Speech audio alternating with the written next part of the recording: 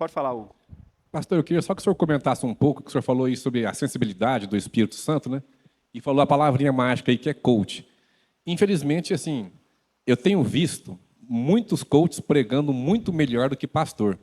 E a Bíblia fala que nós temos que aperfeiçoar os nossos dons, né? O dom da pregação é um dom que a gente tem que trabalhar, tem que aperfeiçoar, tem que estudar, tem que aprender estratégias diferentes, que eu falei no comecinho, estratégias aí. Queria que o senhor faça um pouco, assim, qual que é a sua visão? O senhor vê os pastores se capacitando mais no trabalho, assim, ou qual que é a sua visão com relação a esse trabalho eclesiástico aí? Entendi. Bom, primeiramente, sobre os coaches, aparece para mim alguns pastores desses moderninhos pregando, e eles têm uma oratória muito boa. Nós vamos ver um aqui, não tem problema nenhum, é o Ed René. Nós vamos ver o Ed René. Melhor oratória impossível. Mas ele usa uma oratória maravilhosa para mandar você sentar no colo do Deus Mãe. Só que a oratória dele é tão convincente que alguém acredita que Deus é uma mãe. Então, quando você vê esses pregadores, o que você percebe neles? Que o fator humano está muito aguçado, mas aí o fator divino está apagado. Porque não é Deus que está conduzindo uma mensagem chamando Deus de mãe, concorda? Não é, Deus não é mãe, Deus é pai. Entre diversas outras heresias que você poderia citar. Então eu vejo esses pastores aparecendo e eles estão sempre falando bobagem. Só que tem um caminhão de gente que acredita. Sabe por quê? Eu vou falar isso na hora que a gente partir para a aula de comunicação. Tem uma coisa que a gente tem que aprender que é o seguinte. Qualquer doido que acredita na sua doideira, arrasta mais 10 doidos para a doideira. Porque o que você precisa para arrastar uma pessoa é só uma palavra: convicção. Se você é muito convicto daquela sua ideia, e você fala dela com paixão, com amor, com vivacidade, você pode estar falando a maior doideira do mundo. Tem umas 10 pessoas que vão juntar e falar o seguinte: eu preciso disso aqui para a minha vida, eu preciso seguir esse homem aqui. Convicção é a palavra-chave da comunicação para que você mova as pessoas para a ação. Só que o que a gente vai aprender é a usar essa convicção para o evangelho e não para o coach. Que é justamente por isso que nós estamos trabalhando o pregador nessa manhã. Para que você tenha essa convicção e, uma vez convicto, as pessoas possam ser arrastadas pela sua convicção, juntamente com o fator divino. Agora, quando a gente olha os pastores de verdade, aí eu vejo pouco trabalho na área de comunicação. Não é à toa que a gente escolheu falar sobre isso hoje. Por quê? Porque eu acho que é uma lacuna. Poucos pastores têm preocupado no aperfeiçoamento da sua comunicação, de falar melhor. Eles são fiéis, como foi pregado pelo pastor Luiz hoje, são fiéis dispenseiros, mas talvez estejam negligenciando a parte da comunicação. Ricardo.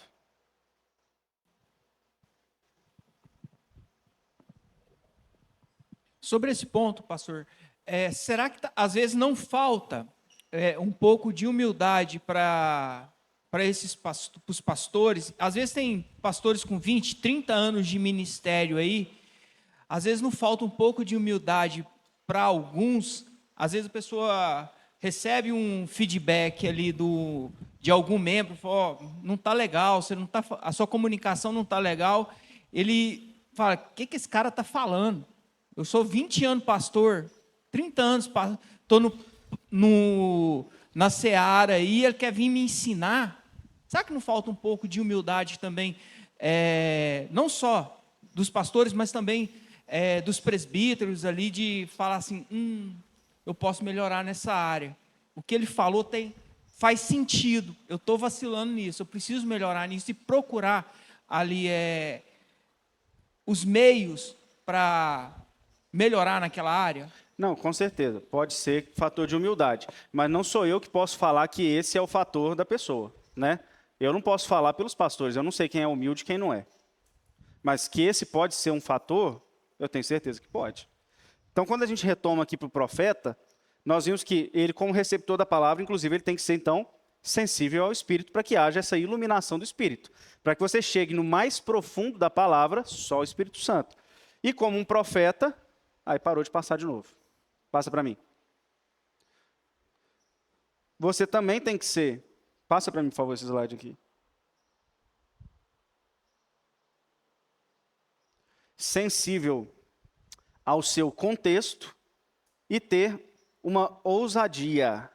São as duas marcas que a gente vê aqui nesse Jeremias. Nós vemos a sensibilidade dele ao Espírito, de ouvir aquilo que Deus estava falando. Nós vemos ele como um receptor Não, pode voltar.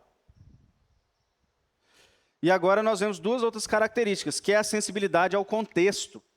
Jeremias estava num contexto em que Jerusalém iria ser invadida. Então é nesse contexto que ele precisa levar a mensagem.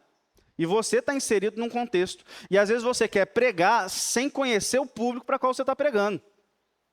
Uma pregação que você faz para os jovens é a mesma que você faz para as crianças? Não, é. Pregação que você vai fazer lá no presídio. Deus te mandou para o presídio. É a mesma pregação daqui da igreja? Não é a mesma pregação. Pode voltar o slide, não está voltando não? Aí. Não é o mesmo contexto. Você tem que conhecer a sua igreja, onde você está pregando. Porque é desse conhecimento do seu contexto que surgem as aplicações mais assertivas. É no momento que você conhece o povo para quem você está pregando, que as pessoas vão falar o seguinte: olha, o sermão foi para mim hoje. É óbvio que foi para você, porque foi mesmo. Eu te conheço, eu sei o que eu estou falando, foi para você. Porque você conhece, você é sensível ao contexto. Como que você adquire essa sensibilidade ao contexto? Conversando com as pessoas e com um olhar observador. Se você se propõe a ser um profeta, então seu olho está atento o tempo todo. Você olha e percebe quem ficou triste, você olha e percebe quem ficou feliz, você olha e percebe quem está meio capengando e precisa de uma conversa. Você vai conversar com a pessoa e você coleta essas informações. Se você é um profeta, o profeta ele tem que ficar o tempo todo atento a tudo que está acontecendo. Porque é dali que o Espírito Santo vai guiar para poder você montar a sua mensagem. E não tem como você não ter aplicações se você conhece o seu povo, gente. É impossível. Você fala assim: eu não sei aplicar o texto. Então, porque você nunca conversou com ninguém na vida. Beatriz. Qual que é esse limite do contexto no critério conhecimento?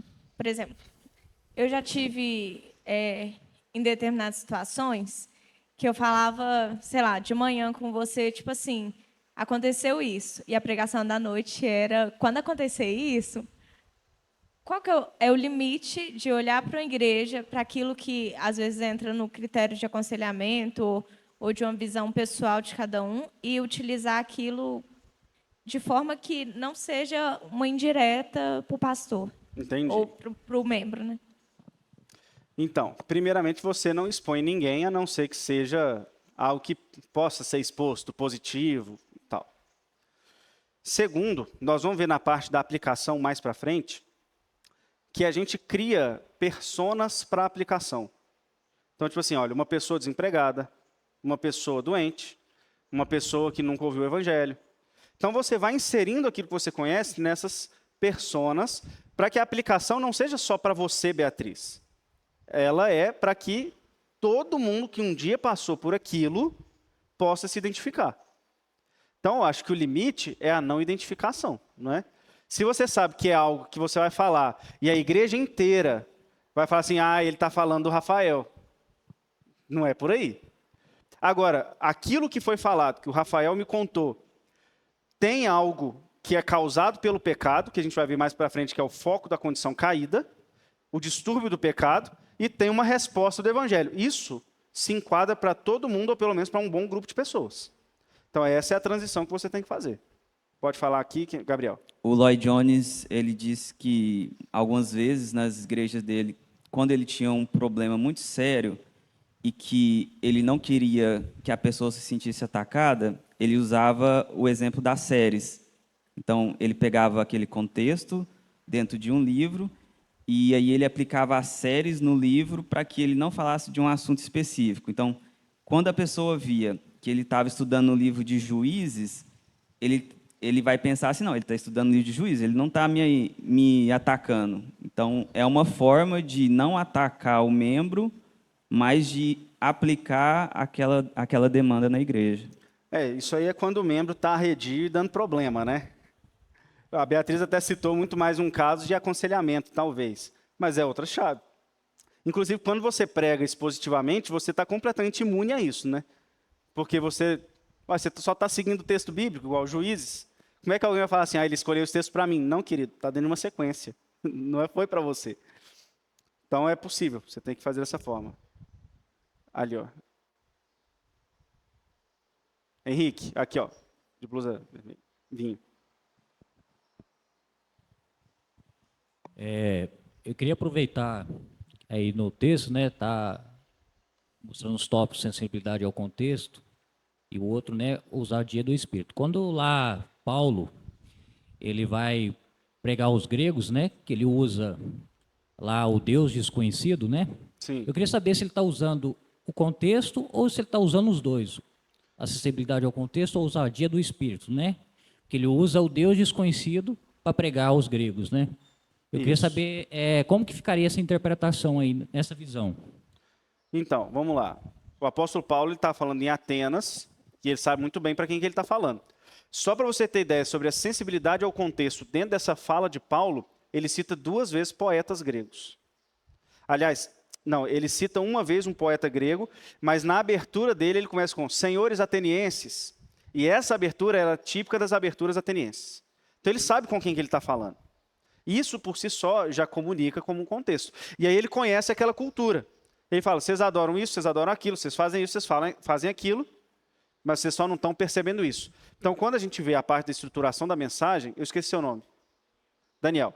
Quando a gente falar sobre a estruturação da mensagem, você vai perceber o seguinte, Paulo percebeu o foco da condição caída, dentro daquela cultura, aqueles são os ídolos de Atenas. E o que ele faz é a resposta do evangelho para aqueles ídolos. E aí lá na frente, quando a gente for falar da mensagem, trabalhando a mensagem, eu vou te perguntar quais são os ídolos da sua cidade, do seu bairro, da sua igreja, para você identificar quais são as respostas do evangelho para ela. Porque é isso que você vai pregar. Se você fala assim, eu não sei o que pregar, você não conhece nada de idolatria da sua igreja, você não sabe onde você está pregando. Porque toda cultura, ela é embebida por idolatria. E todos os seres humanos são afetados pela condição caída do pecado. E o evangelho tem resposta para tudo isso. Isso é a pregação. É só isso que é a pregação, na verdade. O resto é estruturação disso. Mas a pregação é qual é o ídolo e qual é o evangelho respondendo para isso. Não foge disso. Isso é a pregação. E é o que Paulo faz aqui. Que justamente para você, uma vez sensível ao contexto, você precisa dessa ousadia no espírito. Porque Jeremias, você vai lendo o texto aqui do capítulo 1, ele fala o seguinte, mas como é que eu vou fazer? Sou menino ainda, não sei o quê. Ele fala assim, olha, vai que eu vou te dar cobertura. Deus fala, vai que eu vou na frente. Você só não pode deixar de falar. O profeta não pode deixar de falar. Só que para isso precisa de ousadia. Aquela pregação, aquela mensagem que fala o seguinte, olha, não existe confronto.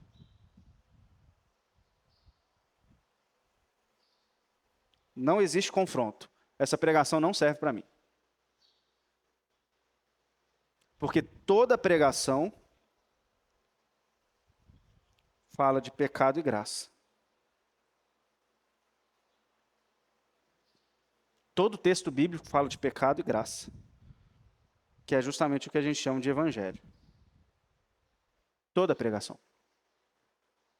Então essa pregação sem ousadia, ela não serve para mim. Você inventa outra coisa para você fazer da vida. Como é que a gente chamou isso na reunião do presbitério, Gabriel? Me fugiu a palavra? Ofendido. Não foi isso que você falou? Na reunião, realmente o Gabriel usou essa expressão lá e ficou marcado para mim. Ele falou o seguinte, nós temos que ser ofendidos. Foi isso mesmo que você falou? Pela mensagem.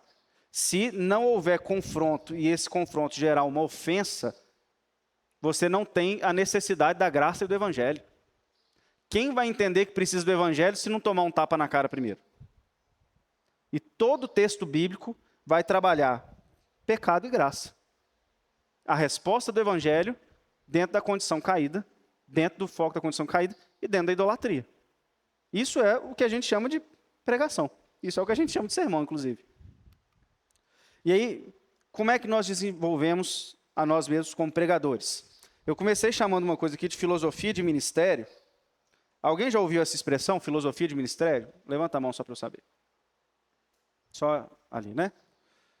Filosofia de ministério é o seguinte: para onde meu ministério está indo, onde que eu quero chegar, o que eu vou fazer, como que eu vou fazer, para que o meu ministério existe. Então, se você é, por exemplo, professor de criança, você está lá no ministério infantil, para que aquele ministério existe? Como é que vocês trabalham? Qual que é o público? O que vocês querem com ele? Isso é filosofia de ministério. Só que, aqui, eu estou falando da filosofia de ministério, eu quero focar da igreja em geral. Todas as igrejas. Existe uma filosofia de ministério básica para todo mundo que reuniu e falou assim: somos uma igreja. Existe um propósito central para quem falar: nós somos uma igreja. Que é justamente a pergunta que eu coloquei aqui. Qual que é a função principal da igreja? Para que ela existe?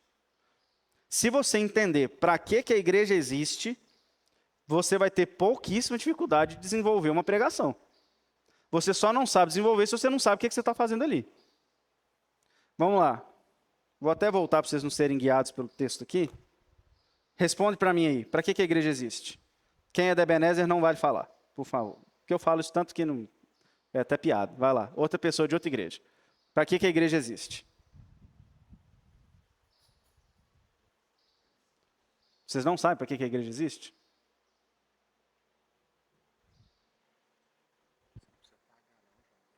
Não? Beleza. Vamos lá, gente. Para que a igreja existe? Vocês não sabem, não? O homem é presbítero, sou. Oi? Não, aí que tá. É porque você não me conhece ainda. Você só vai acertar se você ler minha mente. Não vai adiantar. Você vai errar. Eu quero só que você fala mesmo. É que quem é da Ebenezer já sabe que só acerta se ler a minha cabeça. Então, você pode tentar o que você quiser. Então, uma tentativa, eu sempre remeto àquela parte lá que Pedro fala assim que tu és o Cristo, né? Jesus perguntou para ele quem você acha que eu sou, né? Então, tu és o Cristo, né? Então, aí depois Jesus fala: em cima disso que você falou aí, eu vou erguer a minha igreja. Então, eu creio que a função da igreja é ter esse trabalho de entendimento aí, que entender que Cristo é o Filho de Deus ali, realmente ter o mesmo pensamento. Tem a ver. Alguém mais se arrisca a dizer o que é a igreja? É presbítero também, meu irmão? Não? Somos o corpo de Cristo. Então, a gente tem que propagar o evangelho.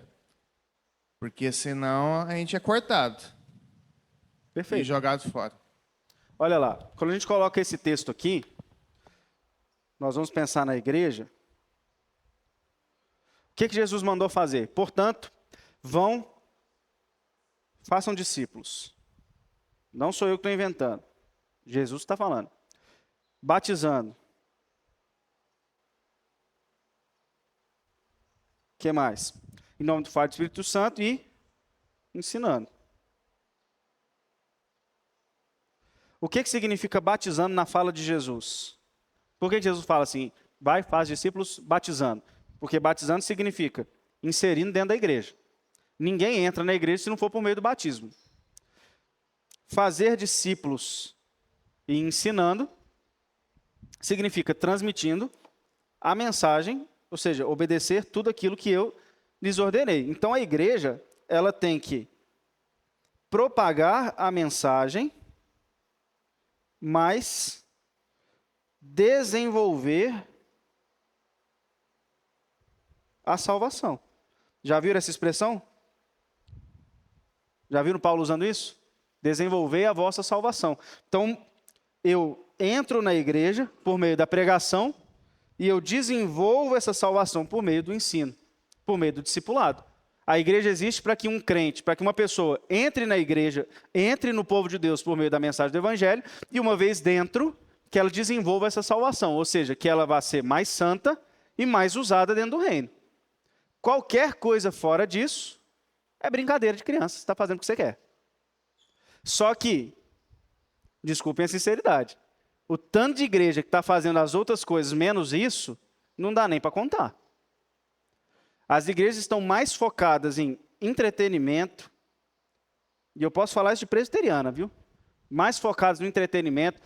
Nossos jovens aqui, eles estão o quê? Não, tem festa para os jovens o tempo todo, pode ficar tranquilo. Nossos jovens se reúnem, eles brincam a rodo. Tem algum problema nisso? Não. Mas é o foco da vida da igreja? Não. O foco é desenvolver a salvação. O foco é trazer pessoas para que conheçam Jesus. Tudo na igreja tem que girar em torno disso. E aí, se você sabe disso, você não vai ter dificuldade para poder montar uma pregação, porque você tem que pregar sobre isso. É exatamente sobre isso que você tem que pregar. Todas as pregações nossas precisam ter um chamado externo e um desenvolvimento interno. Todas as pregações você proclama o evangelho para quem nunca ouviu, para que essa pessoa seja convidada a entrar, e o mesmo evangelho vai ser usado para aperfeiçoar quem já está dentro. Isso são as nossas aplicações. Se você for juntando tudo que a gente vai falando, você vai entendendo o que é a aplicação da mensagem. É conhecer o povo de Deus, é pegar aquilo que o pecado criou de distúrbio, e aí a partir disso o evangelho tem uma resposta, você desenvolve. É pegar quem está lá fora, aquilo que o pecado criou como distúrbio, o evangelho tem uma resposta, essa pessoa passa para dentro. Isso é pregação. Isso você vai fazer se você evangelizar aí na rua, distribuindo panfleto, distribuindo livro, você vai fazer no pequeno grupo, você vai fazer na sua família. Qual que é o pecado, qual que é a resposta do evangelho, como é que eu desenvolvo a salvação, como é que essa pessoa vem para dentro. E aí, se você vai pregar, eu quero que você entenda uma coisa. Você é um líder. Você está liderando. E aí eu falei o tempo todo aqui que a pregação tem um fator divino e um fator humano. Eu estou falando do fator humano, obviamente.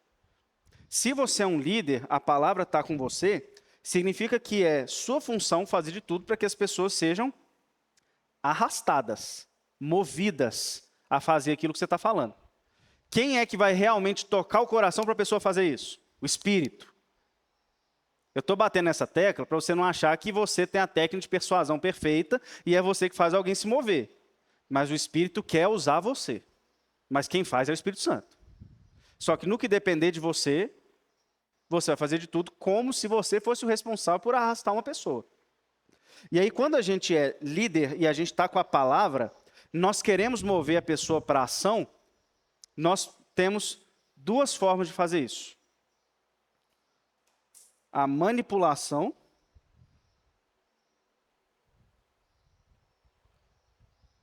e a inspiração. Qual que vocês acham que a gente tem que usar? Inspiração. Qual que a gente mais vê usando? Manipulação. Manipulação é mais usada do que a inspiração. Porque o que é manipulação? Nem sempre, inclusive, é algo ruim, viu? Nem sempre a palavra manipulação tem uma conotação pejorativa. Mas, por exemplo, Black Friday. Você vai lá, lança tudo pela metade do dobro. Você acreditou naquilo, comprou, mas isso você foi manipulado. Então, quais são os tipos de manipulação que nós usamos na pregação para tentar convencer as pessoas? A mais usada disparado. Manipulação do medo. Você vai para o inferno. Está errado você falar isso? Claro que não. Claro que não.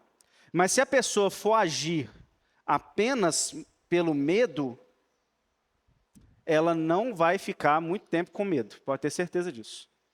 Então ela não vai ficar engajada no reino de Deus. O medo não pode ser a proposta principal da sua pregação para que alguém passe a ser parte do povo de Deus. Porque quem entra na igreja por causa do medo só vai ficar enquanto você oferecer medo. Se a pessoa descobrir um dia que ela não precisa ter medo, ela saiu, acabou. Então, quando você usa manipulação, técnica de vendas, Pereira, você não tem fidelização. Olha só. Não se espantem com as palavras de vendas não, viu, gente? Mas é que nós estamos vendendo a mensagem. Se você quer alguém dentro do reino e fiel ao reino, não é a manipulação que vai fazer com que essa pessoa fique fiel dentro do reino. É a inspiração. Então você usa a manipulação do medo Mas você também pode usar as aspirações. Quando você vir aqui do púlpito, fala o seguinte: Deus vai restaurar a sua família. E se Ele não quiser? E se Deus não quiser restaurar a sua família, você vai fazer o quê? Porque Deus pode restaurar uma família? Eita, Deus é poderoso demais. Pode. Mas e se Ele não quiser? Só que nós tentamos arrastar as pessoas, dizendo: vem porque aqui você vai ser feliz. A pessoa fala assim: mas feliz? Eu sou o ser mais depressivo do planeta, querido. Vem porque aqui você vai, realmente, Deus vai te fazer abandonar tudo isso daí de ruim. Vai ser de uma hora para outra, sim? Você tem certeza disso? Então, olha só, como que nós aplicamos manipulação no texto. Isso, em certo sentido, não é um problema, porque o medo não é um problema. Trabalhar as aspirações para que as pessoas desejem não é um problema. Mas sem a inspiração do Evangelho, nunca vai ter fidelização. Essas pessoas não vão entrar no reino e ficar no reino se elas não vierem inspiradas de verdade pela mensagem do Evangelho. Pode falar.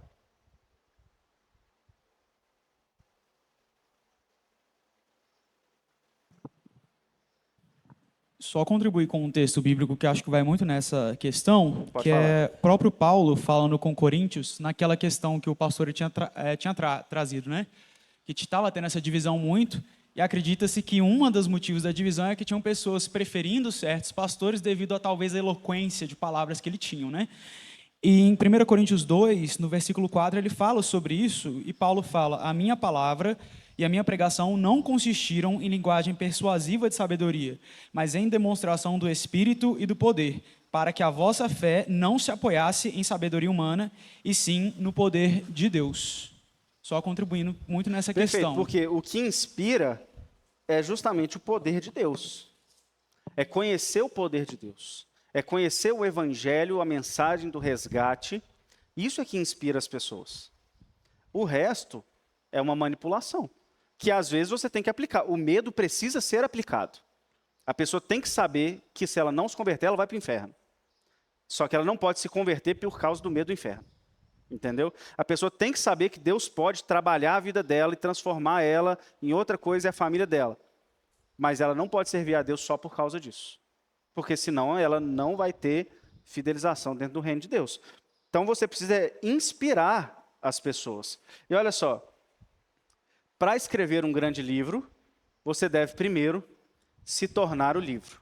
Entenda uma coisa: ninguém inspira outra pessoa se não tiver inspirado.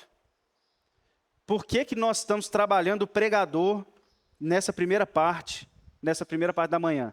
Porque um pregador que não está inspirado, não inspira ninguém. Então, se você não é inspirado pela mensagem do Evangelho, se você não está cheio da mensagem do Evangelho, racionalmente, emocionalmente e espiritualmente, você não tem nada para passar, você é um galho seco, você é um pote vazio. Você precisa estar primeiro cheio do Evangelho, porque ninguém transmite aquilo que não possui. Por isso, nós precisamos trabalhar o pregador. Pereira. Só um exemplo de quando as duas coisas às vezes vão trabalhar juntas, a manipulação e a inspiração, e eu vejo que a gente tem muito receio de fazer isso. Voltando até na pergunta do presbítero, que é: como é que a gente então trabalha presbíteros que vão ser eleitos segundo os critérios, né, aptos ao ensino? A manipulação, e no sentido, vamos falar, estrito senso da palavra, né? Não no sentido pejorativo, de pegar o que são critérios para presbíteros e para líderes e olhar aqueles, por exemplo, que são indicados pela igreja e falar: estes aqui, eles subsumem aos critérios que a gente tem pela Bíblia. Isso é uma manipulação. Se a liderança não olhar e, primeiro, ver os líderes que estão se formando para serem pregadores e falar: esses líderes ainda não têm esses critérios, eu preciso ensinar para que eles tenham. Mas, ao mesmo tempo, quando eu ver nomes que estão sendo sugeridos que passam longe daqueles critérios, e os critérios, a maior parte deles ali, são objetivos, né? Esposo de uma só mulher, eu preciso ser um líder que tenha reputação ilibada. Então, a gente sabe muito bem o que isso significa. Eu preciso aplicar essa manipulação para que depois esses líderes inspirem. Porque como é que um líder vai inspirar, vai estar pregando, se a gente sabe que, na verdade, aquilo ali não está dentro dele, ele não tem aquelas características. Eu posso manipular, mas para que eu tenha liberdade para inspirar posteriormente. Mas a gente tem medo de fazer isso. A gente tem medo de pegar o que está na Bíblia, o que está prescrito, falar, não, é assim que tem que ser. Isso é verdade. Por isso que eu digo que nem toda manipulação é no sentido ruim da palavra.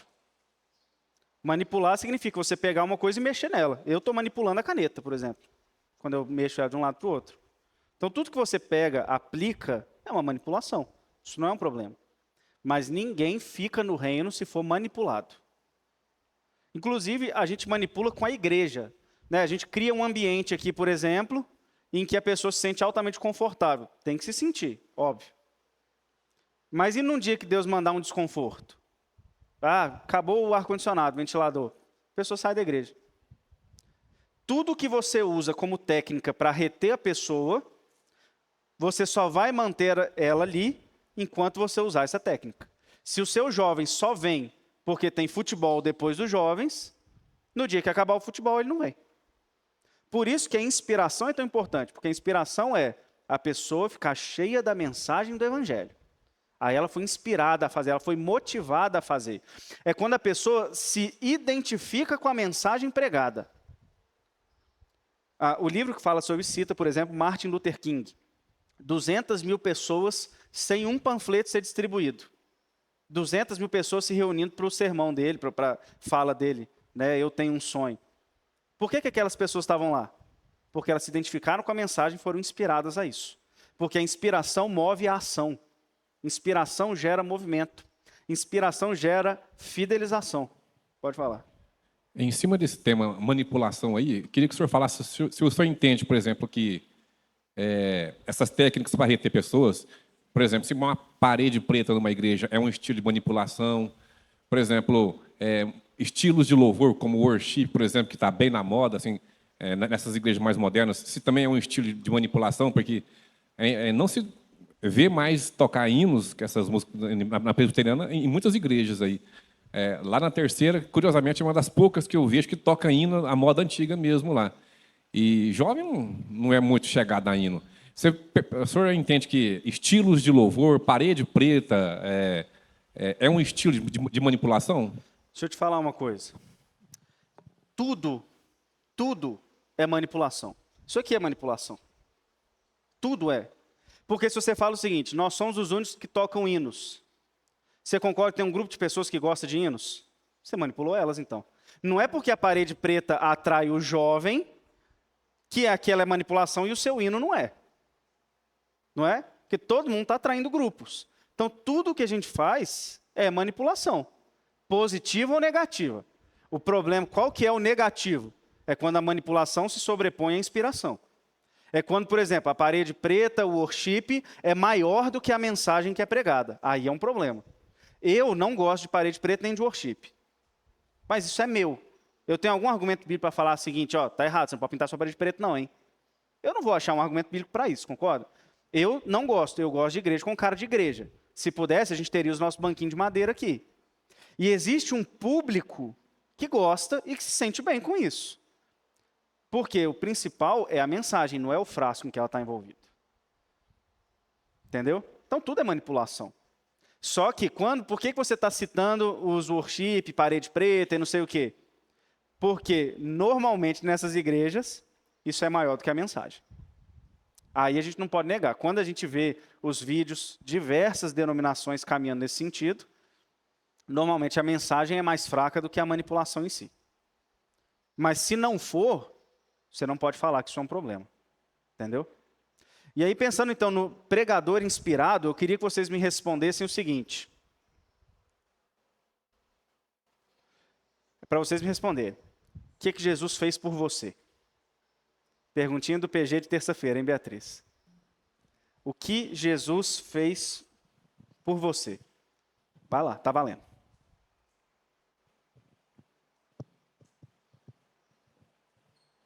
Ninguém? Vocês não são crentes, não? Até agora, Jesus não fez nenhuma intervenção na minha vida. Que pena. É isso que eu estou entendendo.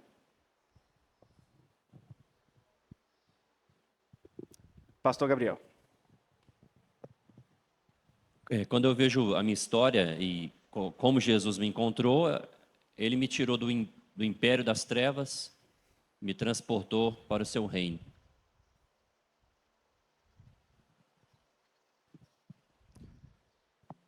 Mais alguém? Beatriz. Marcos quer falar. Cadê? Vai lá. De forma secular, vamos pensar assim na minha vida humana, do meu ponto de vista, ele deu sentido a uma vida que eu não conseguia entender. Ele me libertou de coisas que eu não sabia que eu precisava ser liberta, de pensamentos até que a gente considera bons, mas que eram vazios.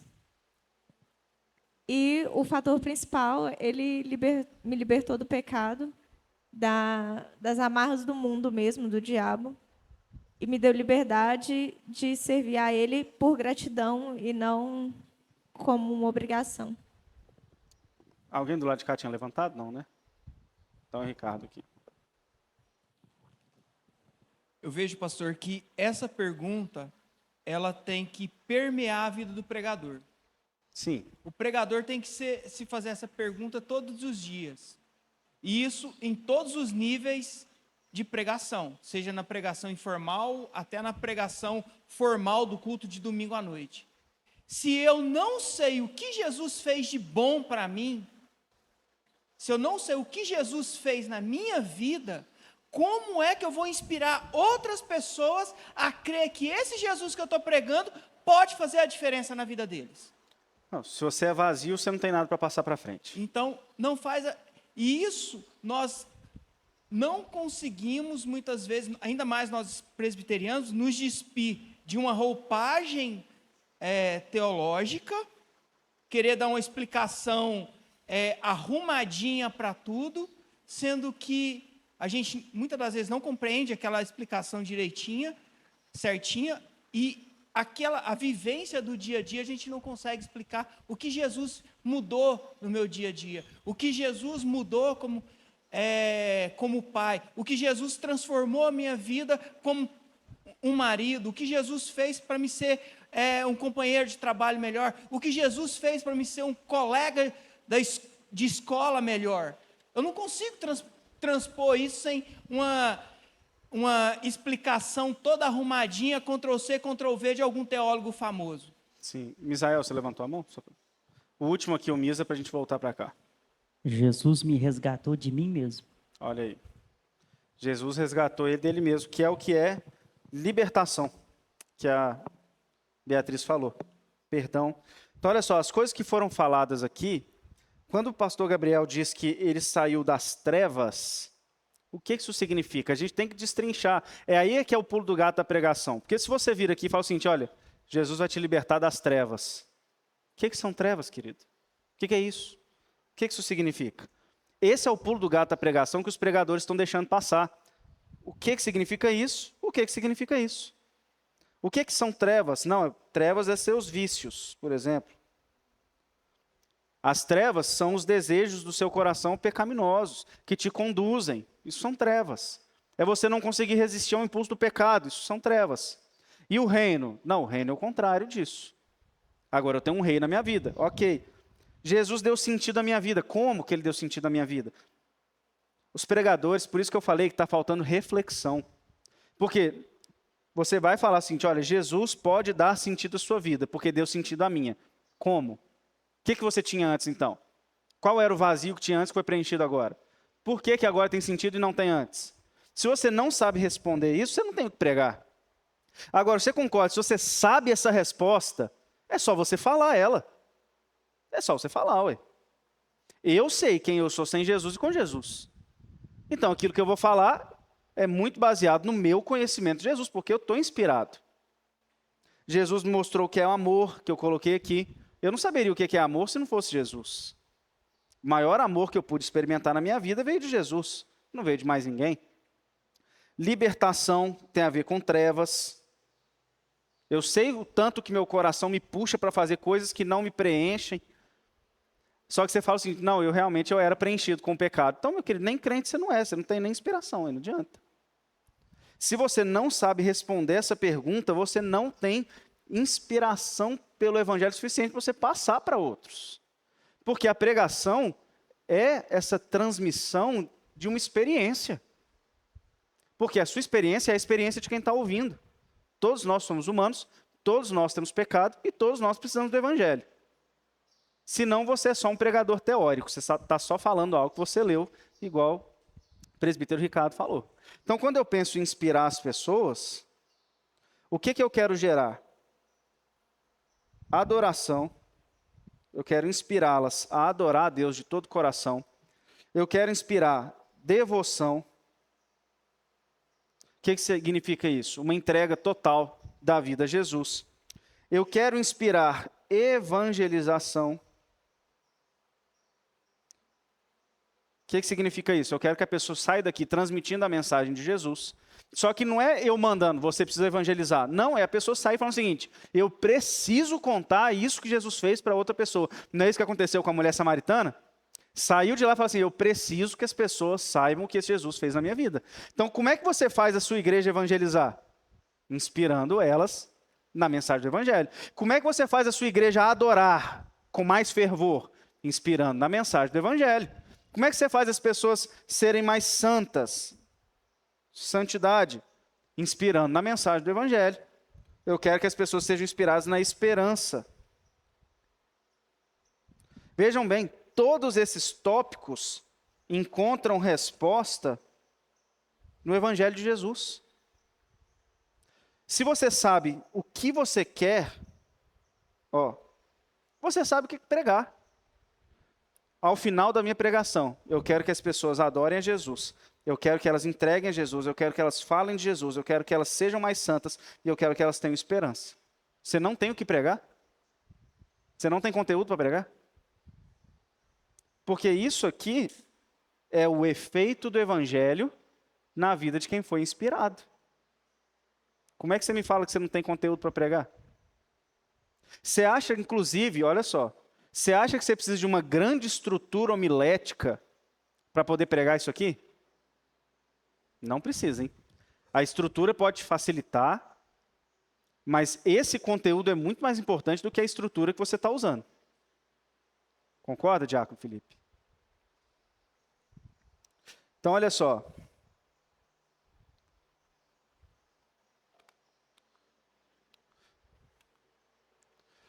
O que Deus está fazendo no mundo? Ele está salvando pessoas. Eu preciso inspirar as pessoas. Para que eu inspire, eu preciso ser inspirado. Para eu ser inspirado, eu preciso saber o que Jesus fez por mim. Se você pegar isso aqui, dificilmente você vai me falar assim, eu não tenho uma pregação para ninguém. É óbvio que tem. Pode falar. Eu já falei isso aqui uma vez, né? Eu acho, numa EBD. A conversão de Charles Spurgeon foi assim. Ele chegou na igreja, na verdade, ele passou em frente a uma igreja, né? Ele de família cristã, mas ele se sentiu atraído pela igreja, ele entrou, e naquele dia o pregador oficial tinha faltado ou atrasado, e uma outra pessoa subiu ao púlpito para pregar, e ele pegou um texto simples, uma mensagem simples, meio que de improviso, mas com coração. E ali Spurgeon foi tocado de fato, né, com 15 anos, e ali ele se converte ao Senhor. Então, segue essa linha. Aquele pregador tinha o que pregar, porque era a vivência dele, né? Exatamente. Faz um favor para mim, Pablo. Confere com as meninas que horas vai sair o almoço, porque a gente teria uma pausa no meio, mas agora que a gente está finalizando a primeira etapa. Então, talvez a gente já para o almoço, se já tiver por sair agora, e retorna mais cedo. Vê lá para mim, por favor. Que a gente passa para a segunda parte aqui, ainda desenvolvendo o pregador, que são os hábitos do pregador. Preste atenção, se você quiser entender mais sobre hábitos...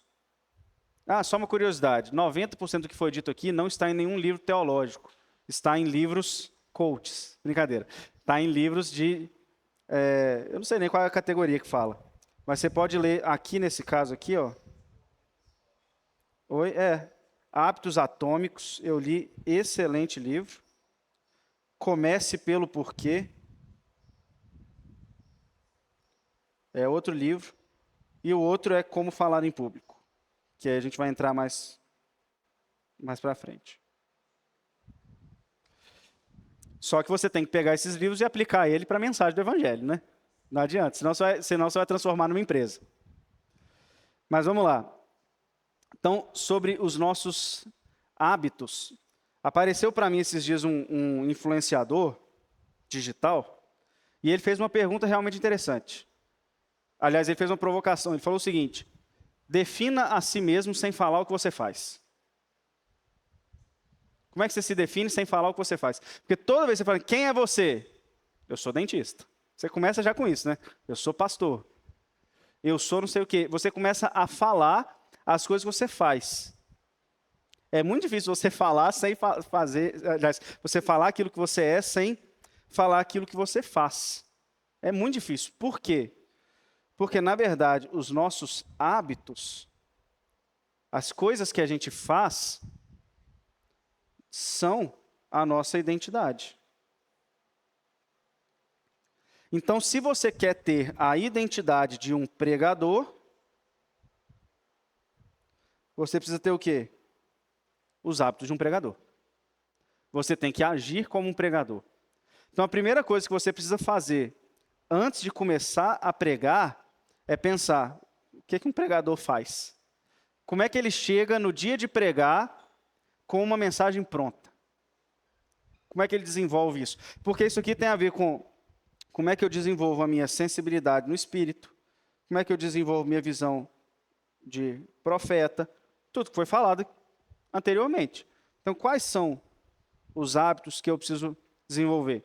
O James Clear, ele fala o seguinte: por trás de todo sistema de ações tem um sistema de crenças. Ou seja, aquilo que você faz está ligado àquilo que você é. Primeira coisa que você precisa decidir é: eu sou um pregador da palavra, isso é a minha identidade. Agora que eu sou um pregador, eu preciso agir como um pregador. Porque se você tentar só agir sem que a identidade esteja dentro de você, você vai desistir dela ao longo do tempo. Isso serve para qualquer coisa, viu? Se você falar o seguinte, olha, eu vou emagrecer, por que a gente não emagrece? Eu não consigo. Porque até hoje a minha identidade não foi, eu sou uma pessoa fitness. No dia que eu colocar na minha cabeça que eu sou uma pessoa fitness, eu vou emagrecer. Porque os meus hábitos vão condizer com a minha personalidade. Não condiz. Claramente, evidentemente não condiz. Mas no dia que for condizente, eu vou emagrecer. No dia que você colocar na sua cabeça que a sua identidade é de pregador, você vai começar a agir como um pregador.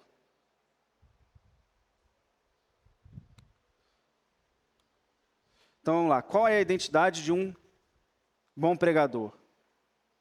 O que será que um bom pregador faz? Primeiro, se você é um pregador, então, a identidade dele é sensível ao Espírito Santo, que a gente já falou aqui, cheia da palavra de Deus, isso é tudo identidade do pregador. Sensível à cultura, que a gente falou aqui também, largamente. Uma pessoa com ousadia.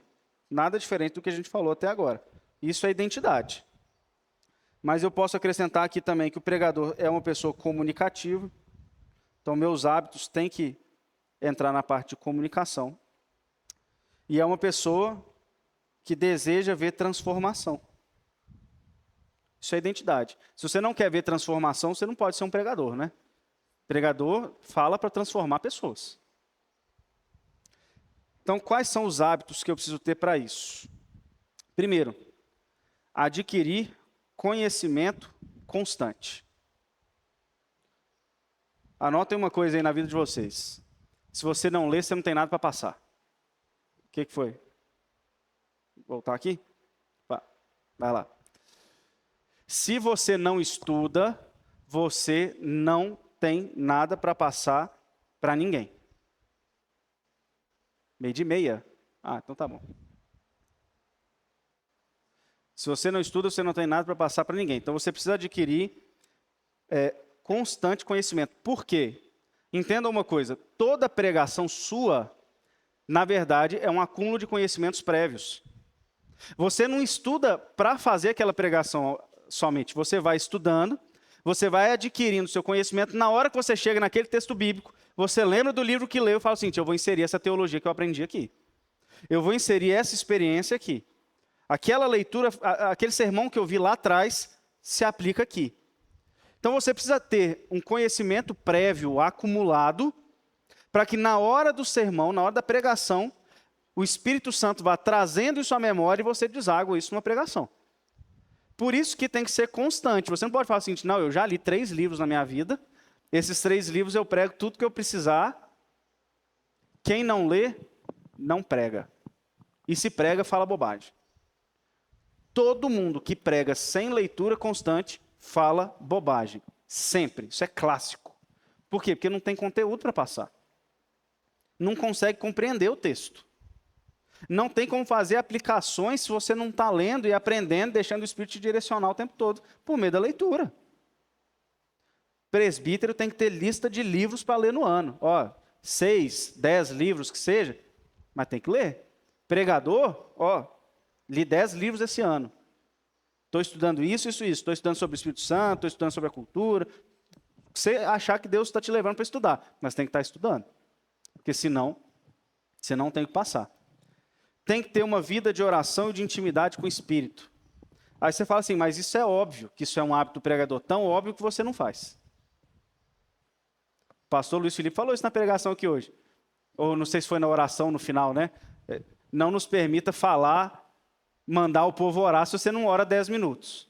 Aí você fala, mas isso é muito óbvio, tão óbvio que quase ninguém ora direito, o tempo que deveria orar, do jeito que deveria orar. Então é porque não é óbvio. Tem que ter uma vida de oração, de intimidade com o Espírito. Isso é um hábito do pregador. A vida de oração tem que estar na rotina do pregador. Fazer leitura constante da palavra de Deus. Entenda uma coisa. Não existe um único tipo de leitura da palavra. Todo mundo já viu o calendário de leitura bíblica em um ano? Tem algum problema naquilo? Não. Aquilo é sua devocional? Não. Ler 3, 4 capítulos de uma vez e você carimbar que leu, não é devocional. É bom para o conhecimento da Escritura inteira, porque aí você vai conectando os textos. Mas não é a sua leitura de alimentação da alma, gente. Devocional é devocional. Então você tem que ter uma leitura constante da palavra para que você conheça a palavra inteira. Gente, teve uma vez que eu ouvi de púlpito um cidadão pregando e ele disse as seguintes palavras: eu não sei se eu já li a Bíblia inteira. Então desce do púlpito. Enquanto você não tiver certeza que você leu a Bíblia inteira, desce do púlpito. Não é lugar de você estar aqui se você não leu ela toda. E tem que ter contato frequente com as pessoas. Nós falamos sobre isso já, sobre esses contatos que surgem as mensagens. O cara quer pregar, mas ele não vai em nenhum evento da igreja para conhecer o povo ali. No trabalho, ele senta na mesinha dele, ele não conversa com ninguém. Como é que você vai colocar o seu dom de fala para fora se você não tem com quem falar? Como é que você vai conhecer a realidade, a idolatria do povo se você não tem com quem falar? Então você precisa colocar esses hábitos aqui em prática para que você tenha uma vida de pregação. Só que aí você tem que entender uma coisa sobre os seus hábitos, que a transformação ela é gradual. Ninguém insere novos hábitos de uma vez na vida. Então você fala o seguinte, olha, Vitor, eu não tenho a melhor vida de oração possível agora. Tudo bem. Vamos orar 5 minutos por dia? Na hora que você estiver fazendo isso, você me fala para a gente orar 10? Olha, eu não tenho contato tão frequente com pessoas. Vamos falar com uma pessoa por semana? Vamos gradualmente melhorando, não é?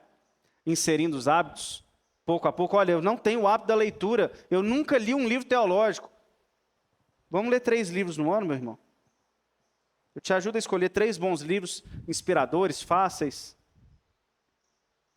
Mas você não pode deixar de começar. Você não pode falar assim, olha, eu nunca li, eu não sei ler, eu quero pregar, mas eu não tenho esse hábito de leitura. Hábito você tem que começar. Você tem que dar o pontapé. Senão, ele não vai. Só que o que é importante disso aqui, na verdade é isso aqui. O que eu quero realmente falar não é quais são os hábitos. Porque quais são, você sabe.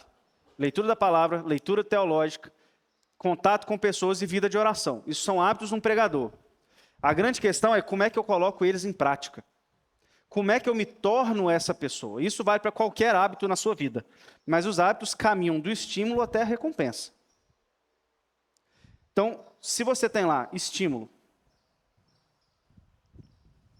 qual é o hábito que eu quero inserir na minha vida? Conversar com pessoas. Eu não tenho esse hábito.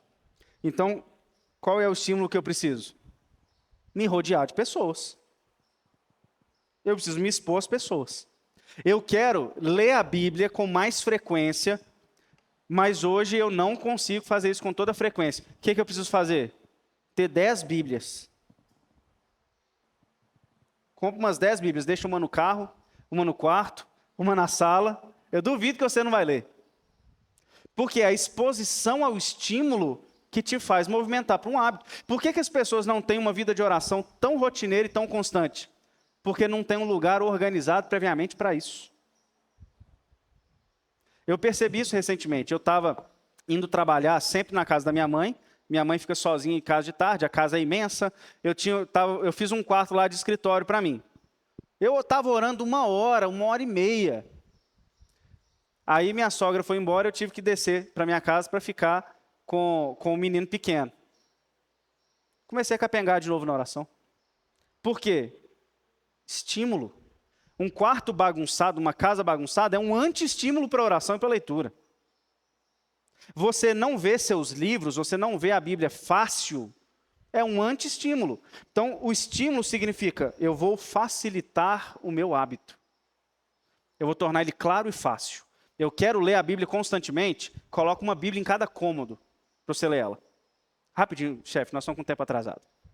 Coloca uma Bíblia em cada cômodo da sua casa. Você quer ler um livro? Carrega ele para cima e para baixo. Isso é estímulo. Por quê? O estímulo é que leva ao desejo. Você só deseja aquilo que você é estimulado. Sabe uma coisa que a gente leva em consideração? Superestimada? Essa palavra aqui, ó. Motivação. Motivação é altamente superestimada. Porque o que te move não é a sua motivação. O que te move é o seu estímulo. Estou certo, Pablo? Porque motivado você não está todo dia. Mas estimulado você pode estar o tempo todo. Então você fala o seguinte, não, eu vou desejar ler a palavra e sim, eu vou virar um leitor assíduo da palavra. Essa motivação com 2 dias, você já está na cama assistindo Netflix assim durante horas de novo. Agora, se você levantou a Bíblia, tá, ixi, vou ter que ler. Porque na hora que você lê, você quer ler. Você quer ler a Bíblia, você só não está estimulado para isso, né? Você quer ler o livro teológico, você só não está com o estímulo correto para isso. Então coloca ele no celular, toda hora que você abrir o Instagram, manda apitar que o livro está ali, sei lá, se vira. Mas você tem que trabalhar muito mais o estímulo do que a sua motivação. A motivação, ela é superestimada. No momento que você é estimulado, você deseja, e aí esse desejo exige uma resposta, que é o hábito. Olha, eu quero ler. Ok, agora eu preciso me mover e vou ler, porque eu já estou vendo a Bíblia, estou com ela na mão, não é possível que eu não vou responder com a leitura bíblica. Eu já estou com o meu quarto arrumado, bati aqui, deu o horário. Gente, agora é só orar. Aí não tem mais o que fazer. Porque nós fazemos tudo isso desejando a recompensa. A recompensa da oração e da leitura, que é se encher do próprio Deus. A recompensa da leitura teológica, que é você sair e falar assim, olha, eu tenho algo para levar para o meu povo. A recompensa de ter aconselhado alguém e ver essa pessoa saindo e agora ela está emocionalmente curada, emocionalmente melhor. Isso são as recompensas. Só que o pecado muitas vezes traz recompensas mais imediatistas do que a coisa boa. E ele está muito mais exposto. Então a gente acaba indo para o estímulo do pecado. Você tem que deixar isso desestimulado e estimular os hábitos de santidade. Para que você deseje eles, para que você veja essa recompensa depois. Pode falar, Ricardo. Sim, eu só queria dizer que os profissionais do marketing, eles entendem muito bem esses pontos. Estimular o desejo das pessoas.